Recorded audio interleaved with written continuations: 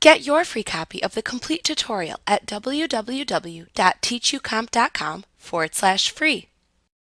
You can display drawing guides to help you make basic changes to the image document. To toggle the display of a ruler along the top and left sides of the document window on or off, just select View, Rulers from the menu bar. You can use the rulers to make measurements.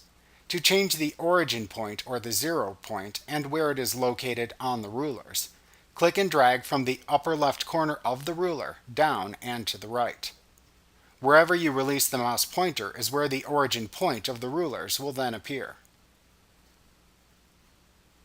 To reset the origin point back to its original location, double-click the upper left corner of the ruler. Another tool to help you place objects and draw objects is the grid. This can help you in laying out professional-looking documents, placing objects, and finding measurements of objects.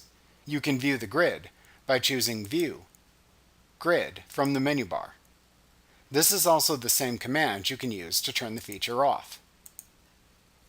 Like what you see? Pick up your free copy of the complete tutorial at www.teachucomp.com/free.